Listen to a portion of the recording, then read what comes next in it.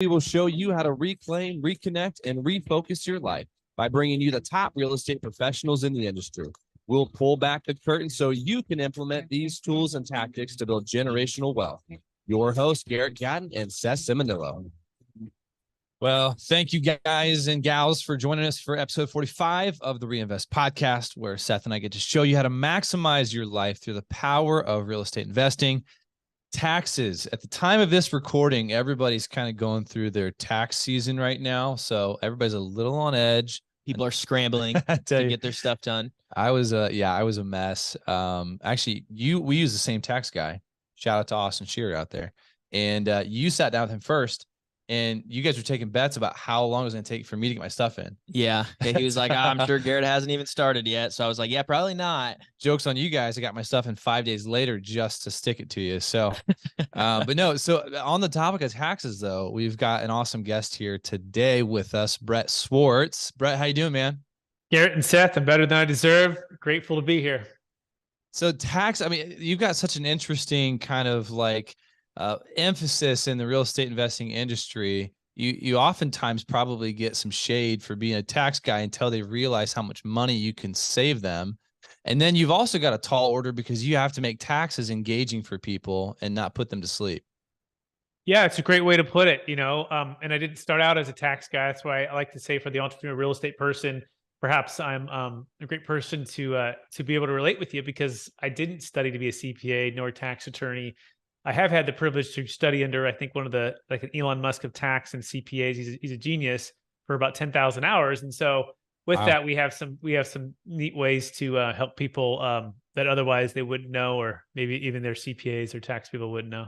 Can you imagine being likened to the Elon Musk in the tax world? Like, if you compare me to Elon Musk in any industry, I don't know if that's a compliment or like no, it's a compliment because he's a genius. Yeah, but I guess we're not here to. But eccentric. Yeah, we're not here to talk about Elon Musk.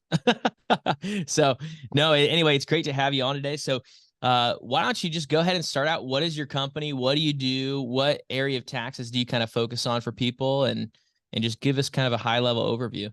Absolutely. So our company is called Capital Gains Tax Solutions, and our main purpose is to help people envision what their wealth plan looks like post sale of a highly appreciated asset. Help them build a team and build some strategy or strategies around capital gains tax and estate tax planning, and then have freedom, unlock the freedoms they may desire: location, time, energy, 1031 freedom, estate tax freedom, and then to be able to not only preserve the wealth on the exit, but then be able to create it at optimal timing. So that's a lot there, but it's essentially, we're here to help you with your tax flow and your cash flow. We love what we do, because coming from Taxifornia, we've got a lot of people who've had a lot of tax over the years. So we've learned the hard way for sure. That could make its way onto a t-shirt, Taxifornia. Yeah.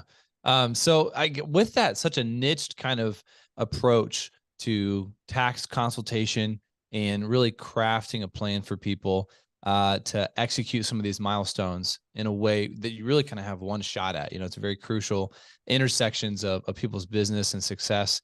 How did you get into that? Great question. Well, we kind of, I'd say, stumbled upon a need and really clarified what our clients wanted the ideal outcome to be. And this started in 2006. I was at Marcus and Millichap helping people buy and sell multifamily investment properties as a broker.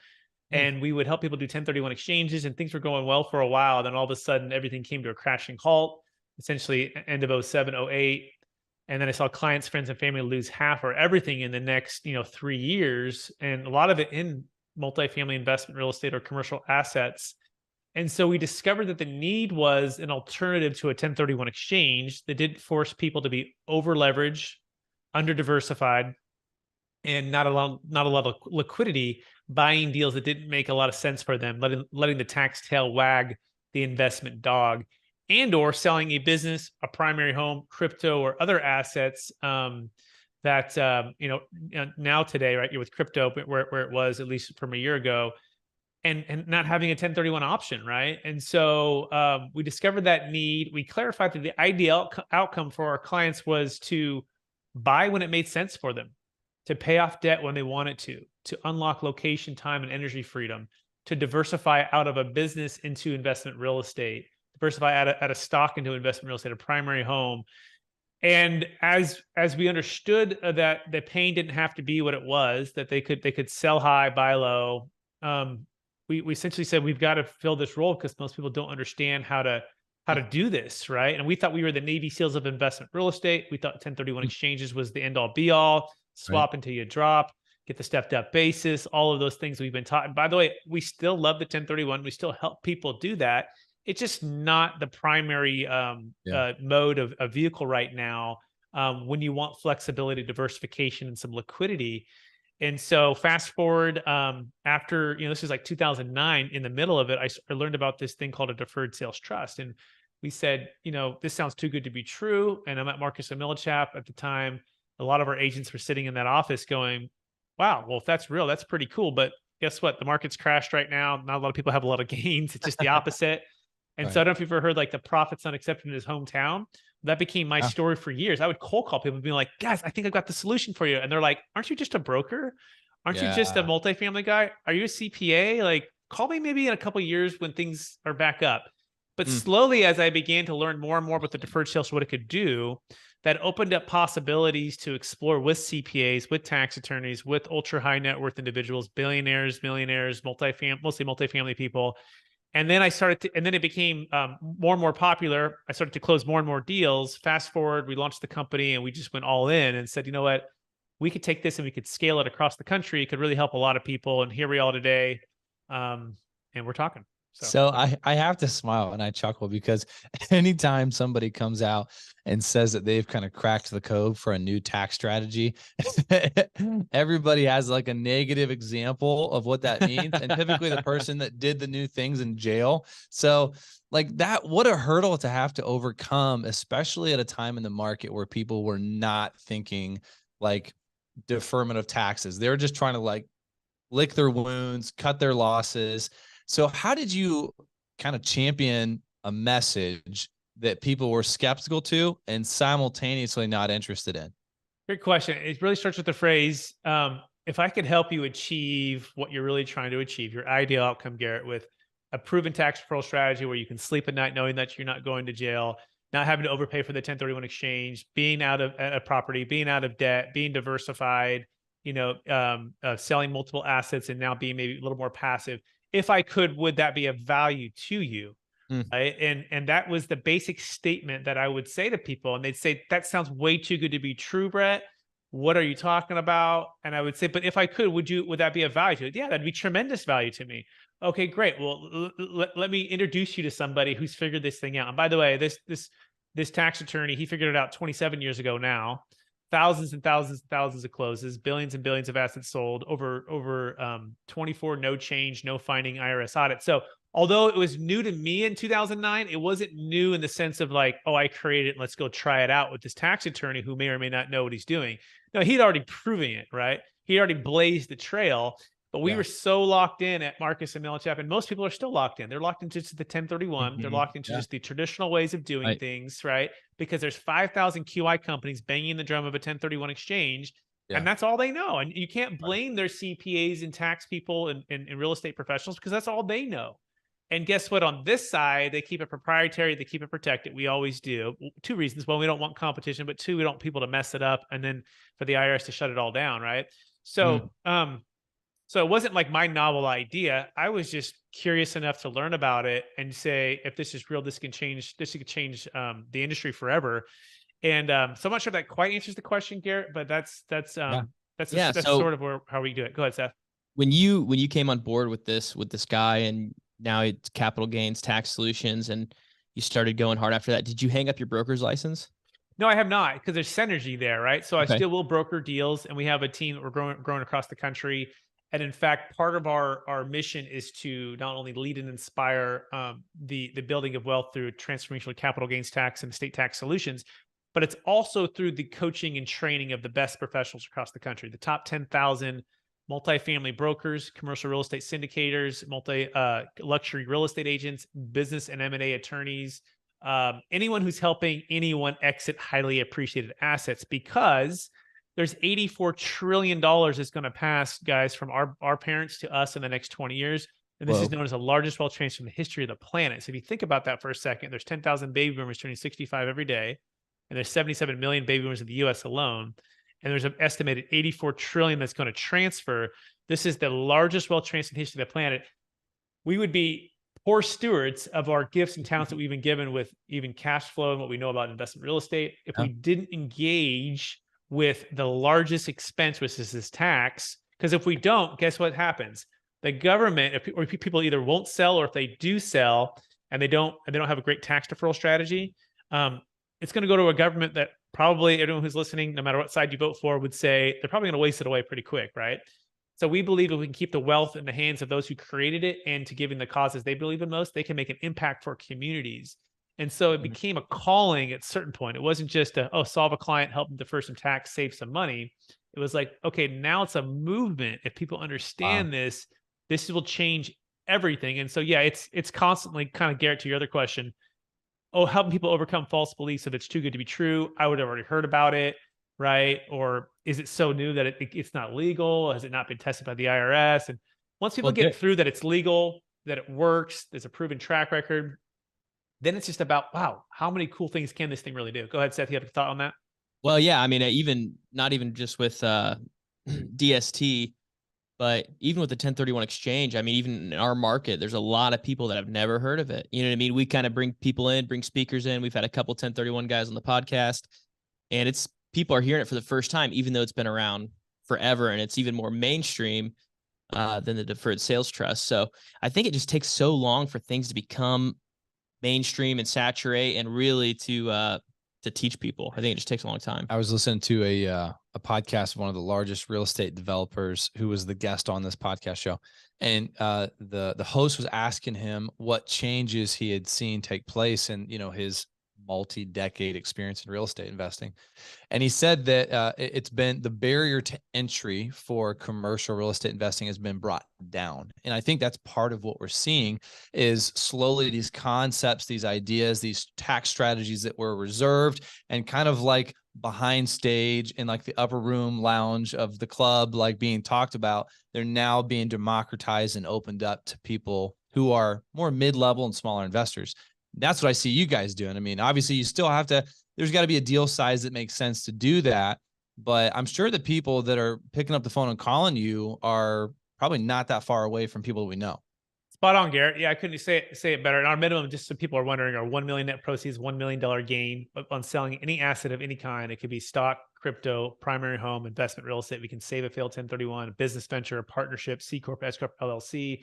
Really, no matter what you're selling, as long as each transaction has at least $1 million net proceeds, $1 million gain, you qualify. But yeah, you're exactly right. It is democratizing because we have podcasts, we have books, we have YouTube, and we have the rapid pace of information, even AI and what's coming out, how quickly we can access.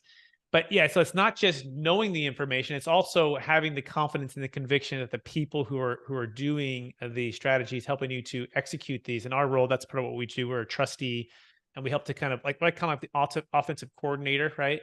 And we're bringing the tax attorney, the CPA, the financial advisor, the business broker or real estate broker, commercial real estate syndicate. We're bringing everyone together, and we're helping to execute on this for the client. But I think that's a big part of it. And then I think it's just deal stories. Like to me, my biggest thing, I remember I was at Marcus and Millichap and we were hearing about this. I was like, well, how many of these have been done? Like, when are these happening? Like, give me something tangible. I'm trying to look for my book with all of our deals. I guess I can just pull this thing out. But once I start like showing people literally the deals that we close, and we go through those stories, and then we put people in touch with the people that are our clients, like Shay Pope, who you guys met at the Best Ever Conference when I spoke there 2 years ago. He did a $2.6 million deal, but we just did a $17 million deal in Sacramento for a billboard company exit sale, right? For a client. Oh, wow. We did a $10 million deal in Idaho for 5 mobile home parks. Okay. We did a $37 million, 2 exits for a client out of Texas, a $4.2 million deal for Ron Anderson out of Colorado for an Airbnb property. And then they literally shared their stories on our YouTube channel. Bitcoin, we did a 12.5 million exit with two different clients for Bitcoin and Ethereum before the crash. A $13 million exit for a car wash in San Diego.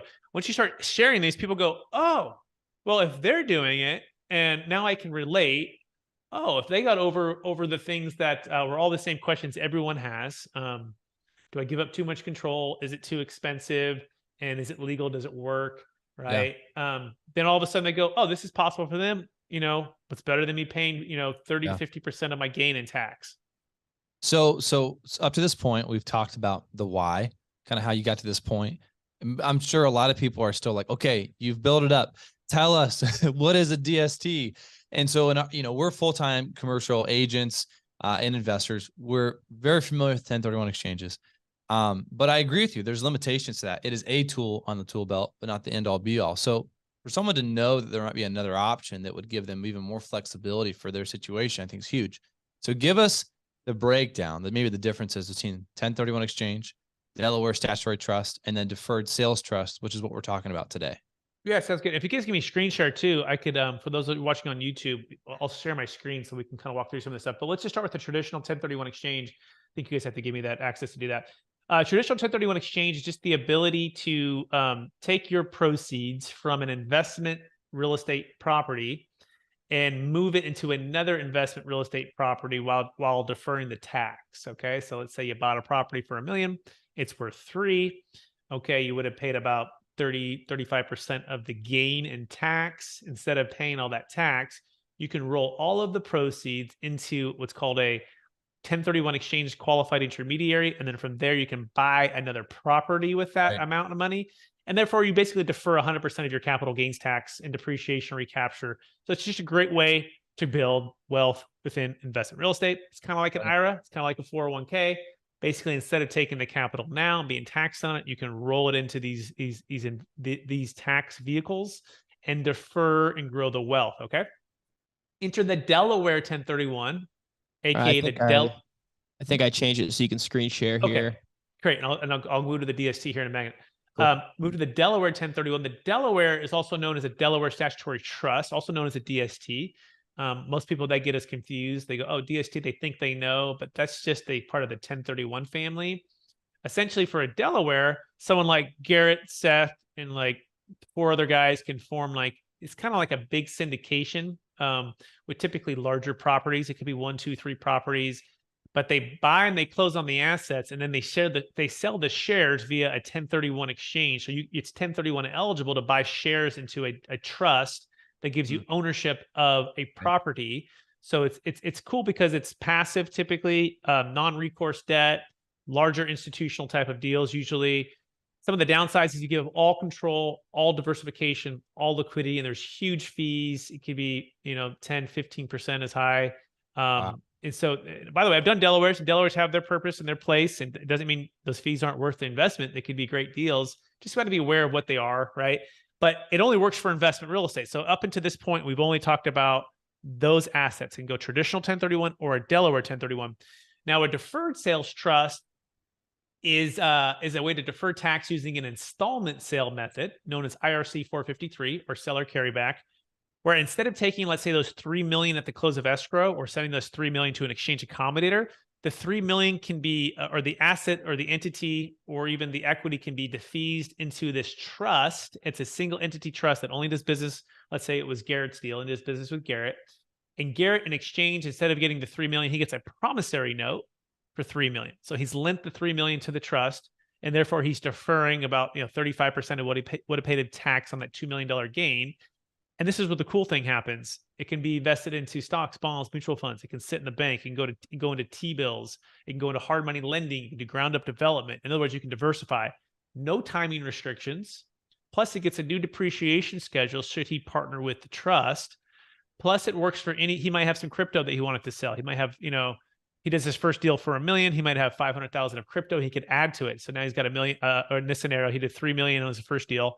Adds another 500 crypto. He might have another fix and flip that he made, 400,000 on or something. Now he can roll that into the trust because he's already hit that $1 million threshold. He might have a primary home that above and beyond his 121 exclusion. He has additional gain on that he might want to roll into it. So it's a place to consolidate all of your equity and get multiple promissory notes, one trust. But the cool thing is your dollar cost averaging into investments. You're buying when it makes sense. You're waiting when it doesn't. You also don't have to replace any debt. One of the downsides of the 1031 is equal or greater debt. right? And which means you could probably be taking on more risk, especially if interest rates went from, let's say, 3.5 guys to 5.5 or 6. Right. It's more risk. Okay. So any questions so far on that before I share my screen and show you the how of the DST? So I think the big mindset shift is like kind investment, right? That's what people are very familiar with within the 1031 exchange model and that family of tax deferment. It's got to be like kind. I mean, within commercial real estate, that's kind of a wide swath, but we're talking about the ability to invest into things that are not real estate related. Is that right? Absolutely. And vice versa. You can come out of crypto and you can invest into things that are not real estate related or real estate related. We did a $5 million Bitcoin sale at 54,000 a coin, and on one button one day without escrow or anything else, she moved it to the trust. The trust moved to the bank, and then for the 5 million went to a new business LLC startup for her startup company. She worked for Google before this, so it became the seed capital. We call it the Go Fund Yourself, all tax deferred. By the way, same thing with Shay Pope. Shay sold a $2.6 million business, deferred his tax, and used portion of the funds to build 70 multifamily units in Tennessee. So it's a great way to build wealth, tax deferred, or be the startup capital for the next investment opportunity.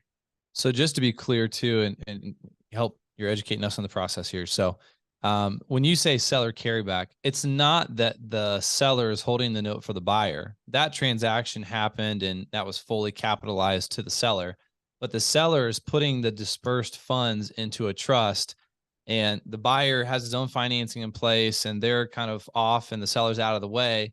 But the seller now is borrowing, like essentially has a note to the trust where all the proceeds went to. You nailed it, Garrett. Exactly. We're not financing the traditional buyer. That's the regular buyer. They're all cash or they're getting financed. We don't care. We're not financing them. And the reason you wouldn't do that is the money's not liquid, not diversified.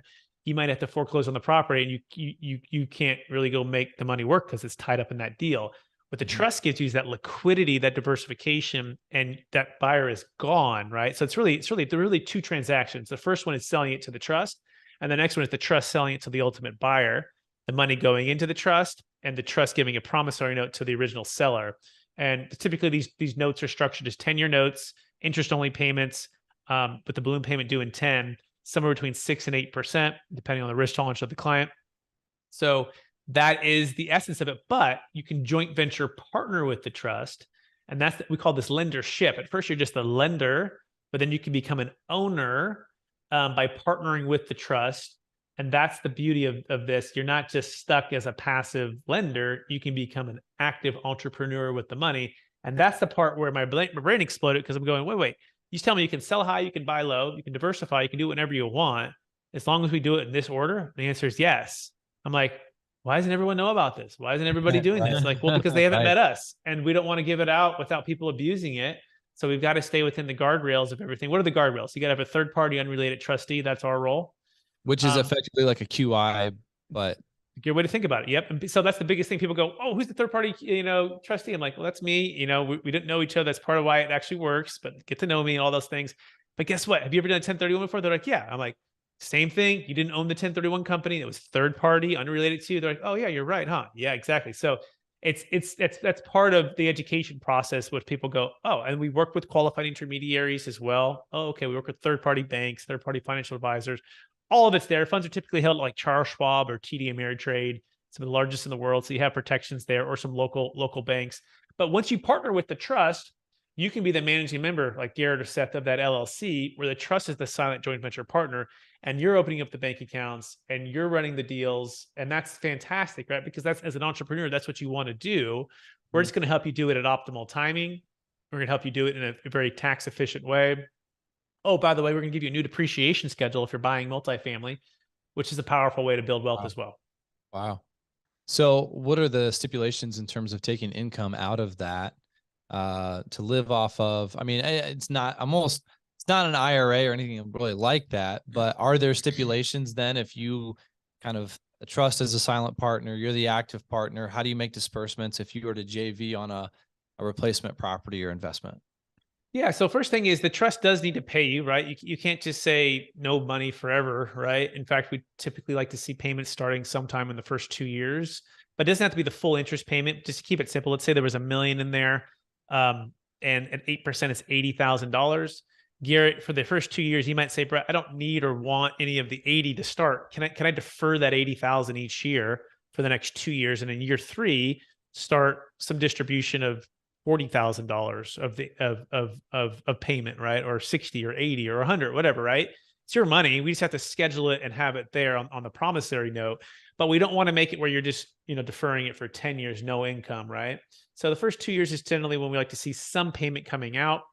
That's number one. As far as the joint venture, it just has to have business purpose, and it has to be structured in a way where, two unrelated parties, if we were to do a deal, it would be what's called commercially reasonable, right? It wouldn't be something so out of whack. That's also why we don't do, 18% interest. Like why are we doing, Right. 6 to 8? Well, that's not necessarily commercially reasonable. So Right. there's some guidelines we've got to follow and some guardrails, if you will. And that's part of what we do with the tax attorney to make sure we structure it correctly. But here's what I can tell you. The majority of the upside in the LLC is to you, right? And that's a nice thing. And you just basically pay the trust as a silent joint venture LP, if you will. It's a good way to think about it. You file the tax return for the LLC, give it a K1 to the trust, and the trust takes that K1 and files it on the trust tax return. In other words, it's part of the envision, build, freedom. 3 things that we try to help people with. You got to envision what you want your outcome to be, right? You got to build the team, because this takes a team to execute. Hire the who, don't be the how, right? And then you got to build the strategies, or let the team build the strategies for you. And then hopefully the outcome is very clear for the freedoms that you can do, which is creating and preserving more wealth. So if these are on 10-year notes to the trust, do people close out the trust at the end of 10 years? Is there a taxable event on the back end of this, or is there a way to rinse and repeat, or what does the exit of this look like? Yeah. Exit number 1 would be you just get the full balloon payment at the end of year 10, and you pay it. By the way, it could be a 5-year term, a 7-year term, a 3-year term. It doesn't have to be 10, right? You could do shorter as well. But at the end of that term, you can also renew or refinance is a good way to think about it. So let's say it's 9 years, 6 months, 10-year terms coming up. You can refinance and let's say move it for another 10 years and then continue the whole process. And then you can pass it to kids. Kids can step into your shoes and continue the tax deferral. And so it's a nice way to continue to build that wealth. If you do a DST 2.0, the kids can be the beneficiaries, and we eliminate the estate tax, which is nice because that's a savings of 40% of anything above your exclusion amounts, which are set to cut in half in 2026. And so that, to me, that's a phenomenal. No charity required, no life insurance required, no gifting to 50 kids required. Just simply sell and use the DST 2.0 is what we call it, to a legitimate third-party buyer for fair market value before you die. That's important, right? And it gets it outside the taxable estate, and then anything above and beyond that is eliminated for the 40% estate tax, which is really nice. So let's get really practical. And all this is very practical. If you're hearing this for the first time, maybe it's kind of stretching your brain a little bit. So how, kind of bottom line, what are some case studies, some testimonials? I know you mentioned, hey, we helped this person exit out of this into the DST. Here we go. Sweet. This is why you need to be watching on YouTube, people, because getting in. Yeah. So this is not too far from us. He probably splits the difference. You guys are in Ohio today, and I'm in St. Augustine, Florida today. This is actually closer to me, Athens, Georgia. So this is Dave Levinson, and he shares his story on YouTube.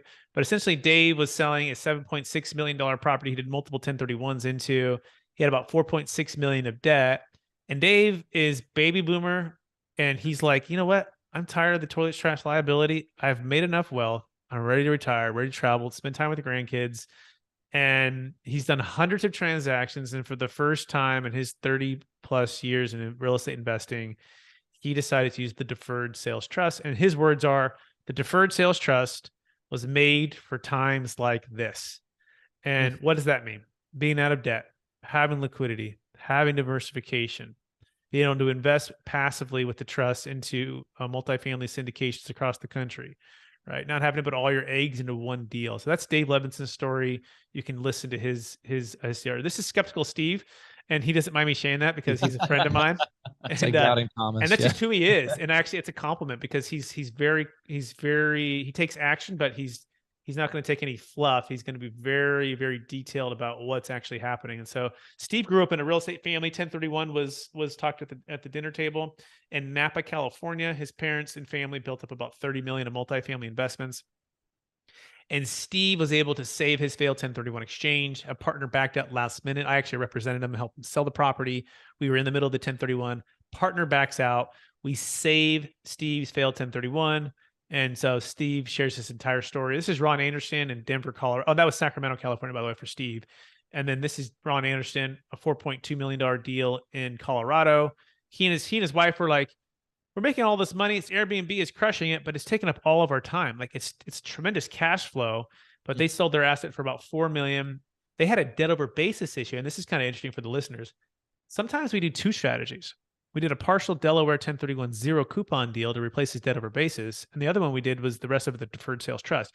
One of the Achilles heel with the Deferred Sales Trust is it can't defer taxes when you have debt over basis for just that amount, right? So in Steve's in Ron's deal, his basis, I don't know, his basis was, let's just call it zero. His debt was about 1.3. His sales price was like 4.2.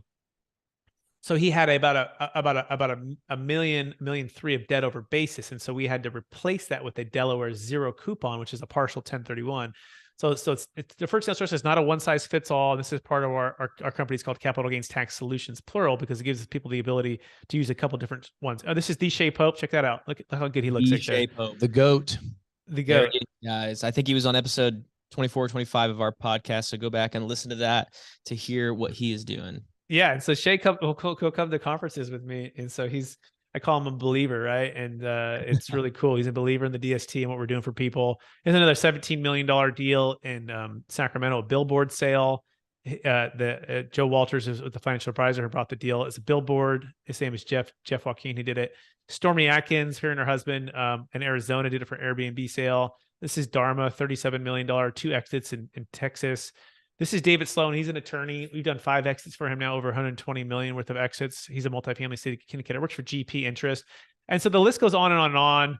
San Diego, Monterey, Saratoga, Auburn, California, Placerville, Phoenix, Arizona, Palo Alto for primary home, Bitcoin sales. And then, of course, we came up with the book with Kevin Harrington from Shark Tank. So those are just some of the things there. So kind of landing the plane on this portion of the podcast. You have $1 million liquidity, like net proceeds, right? Gain, essentially. Give you guys a call, see how you can help. What would you say to somebody who's maybe on the threshold of their investing journey? What could they take from this tax strategy, even if they aren't going to like pick up the phone and call you next? Okay. Yeah. So to clarify, so it's $1 million net proceeds, $1 million gain per transaction. Unless you do have 2, there's a little exception. Like let's say you had one at 500 and one at 600, and you're going to sell both transactions within the next, short period of time. You can combine those. So we have a little bit of a caveat there. Yeah. So if someone just listens to this, they're like, hey, I don't actually have a liquidity event. I haven't made the millions of dollars. I think what you take away from here is you're always you should always be thinking about building your next team member, whether that be scaling your business, whether that be preparing for your own taxes, right? A real estate CPA is really good if you're in real estate, whether that be that commercial broker, whether that be that financial advisor, that commercial real estate syndicator operator you're going to be partnering with. Always be thinking about building your team and bringing in the who, not being the how. And so now, candidly, we work on a conditional basis too. So the cool thing is you could just, subscribe to our newsletter, start seeing the deal stories, subscribe to our YouTube channel. And if and when you have that liquidity event, you call us up because we'll walk you through the ability to look at this. And we do need to set this up before close of escrow, right? But we won't charge unless you use the DST and then your deal actually closes. And so there's no obligation to just making sure that you know who. Like Henry Ford had this thing where he had a Rolodex, right? And he said, I don't need to know everything because I can just call somebody and have them come to my office and I get the answer. And we kind of want to be that. We want to be that type of group for you when you go to exit. Yeah, that's awesome. And I think we do. If you are listening and maybe you haven't actively made a move to sell something yet, but it's been that kind of nagging question in the back of your mind of how do I even exit, and that's felt so overwhelming for you.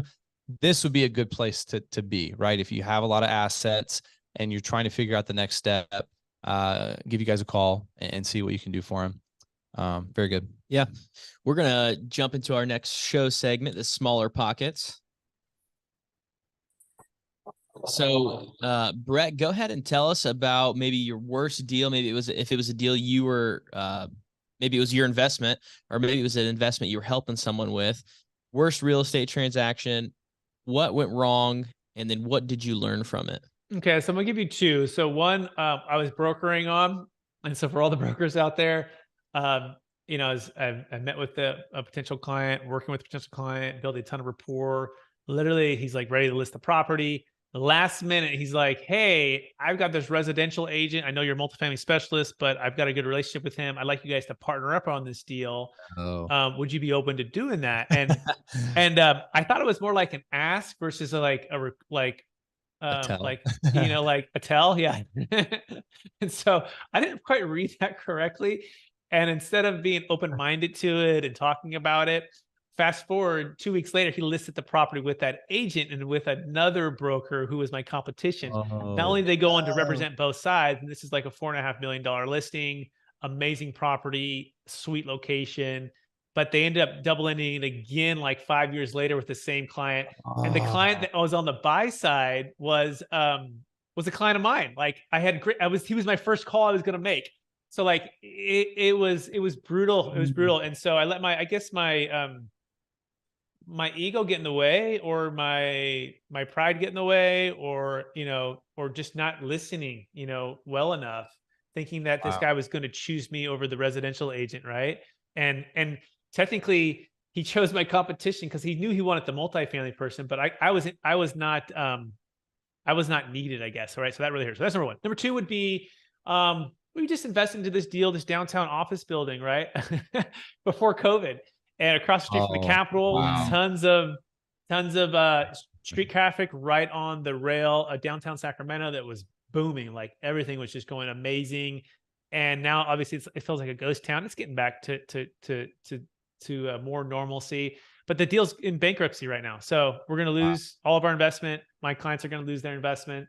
It's Wow. a bummer because before it was at 90% occupied. All the tenants stopped paying rent. They all fled, and now we're left. We're going to lose our money. So those are the two worst stories. Wow, you So- cannot foresee you cannot foresee that. You can't plan for that. So how, I guess, I mean, just from a broker, I mean, the broker inside of me is, a lot of those tenants should have been personally liable for the leases, right? So is there, We're fighting it. They are, and we're fighting it. But if their Wow. business goes BK, Yeah. and how much legal fees can you pay, and we'll see what we recover and what that works. But And yeah. you're in a state that's, probably not super favorable towards the landlord and the owner. For multifamily, you're right. For commercial, I think it's different. little more California, I fair. think, is definitely more equitable when it comes to business. When it comes to like landlord, to tenant, like someone Yeah. who's living in a multifamily, then you're right. It's definitely not as favorable for the landlord. So what's the learning lesson on something like that? I mean, I know it's kind of unforeseeable. It's like hard to go back and be like, did somebody go wrong on something? Nobody's planning for a pandemic in their pro forma, but Yeah, I mean, well, the good news is we didn't over concentrate, right? I didn't have a ton of money into it. Everyone didn't have a ton of money into it. I worked with the GP on it, and I brought some clients in for some LPs, and we're an LP. The good news is I didn't sign the debt in my name. It isn't an LLC. The other investors didn't sign a debt in their name. So I mean, we didn't over concentrate. Yeah, We have right. we have different away investments, quality different stuff. places, if that makes Yeah. sense. Yep. Mhm. And I think that's something that continually I'm trying to have in the back of my mind is how do we educate investors to have the right expectations and to kind of protect them from themselves too. Like there would be certain investments you wouldn't let someone just walking off the street and put their life savings in. You'd be like, hey, that would kind of go defy conventional wisdom. Let's, do these different things. So when you have people who have disposable income, maybe this is a portion of their portfolio that makes it a little more palatable, but still very difficult, obviously. So, wow. All right, man, we're going to go to our little nugget. So, Brett, what's one practical takeaway or piece of advice that our listeners can implement for their businesses? Yeah, I would say you've got to build an elite organization. Okay. This Dawn winner, nice try. comes from Don's book, right? which I literally like read like every day, and so Is that an EOS? Like, is that kind of an equivalent of traction, yeah, or it's a mix. Yeah, he's got a a bit- mix from traction, EOS, and different things. But it kind of back to the point we were talking about before, where if you're not building a team now, or hiring, or culture, or the bigger pieces that's going to long term be the foundation structure for your business, for your investments, for your investors, for your clients, it's going to be very hard to scale and to produce at a high level. There's 4 areas of every business. There's attract, there's convert, there's deliver, there's collect, right? And so if you're all 4 of those things, it's going to be tough to make the biggest impact for people and for your team, for your family, and everything else, because we're not all good at these different types of that type of the business. So right? you gotta start hiring now. I wish I'd have hired earlier, more. So I would just say start hiring now and build and get like a system like a Don Winters to build. Would you hire your wife? Well, she's already working full time with the 5 kids, and so she's already the queen, and Good she's answer. so I work for Yes. her, so I there don't you know how that's go. even possible. We get it. We get it. He has 5 kids. I have 2. So we get the family side of stuff. So Yeah, that's somebody went out there and was like, man, if your wife was getting paid like market rate for each of the services that she's doing as a mom, she would make like X amount, per year. So she would definitely be the breadwinner. So that's funny. All right, man. Well, hey, what's been one of the greatest resources in your real estate investing career? The greatest resources, I think it goes back to people. So I think of my cousin Nick, who got me into investment real estate brokerage at Marcus and Millichap, and the mentoring and the coaching and the friendship and the support and the belief in me. I think the biggest thing is finding coaches and, ideally family members as well, that speak life and belief into what we could become. And so I had the fortunate opportunity to have people like that, even managers at Marcus and Millichap who did the same thing. And then also on the flip side, I had those who didn't believe, right? And I want to thank them too, right? Because Wow. I don't know if you saw the Michael Jordan documentary. He talked about that what inspired him or drove him were some of the either the naysayers and or the things that he would just create. And so we've had the naysayers, and it still pops up here and again, and that actually just drives me to take that. And I thank them, because without that, I played basketball in college, and growing up played high school football and basketball. I always like going to the away games. I love people talking trash, in a good way, right? And that always inspired me to just be better and grow. So I think it's having both sides of that. And to that point, I mean, people are going to laugh, right? They'd still laugh. They laughed at the Deferred Sales Trust years ago. People still laugh, I think, probably, right? But in particular at Marcus and Millichap, it was funny because we had those who were like, oh, open to it. And there were those that like would laugh and say that's never going to work. And it's like, well, but if it does, it'll change everything, right? And so to be on this side of it now after that side of it, and that side of it, by the way, was also working at Cheesecake Factory nights and weekends, multiple side hustles, living with my brother in a small condo, everyone telling me to go get a real job. And while I was still working at Marcus and Millichap, it wasn't always successful. It was actually the opposite of success, financially speaking. But that's the time where I grew the most. And so I would say embracing the mentors that are positive and embracing the ones that perhaps are not believing as much, and use that as energy to fuel you forward. Isn't it? I think it's ironic that you were at Marcus and Millichap as a commercial like broker doing that, and then working at the Cheesecake Factory, because there's been certain things that we've had to do where you just like, you're not above it and you got to do what you got to do. And you kind of are sitting there and you're like, man, what's wild is the people that I'm maybe interacting with over here have no idea that like when I'm not here, I'm over here brokering a multi-million-dollar deal. And it doesn't matter. They don't care at the end of the day.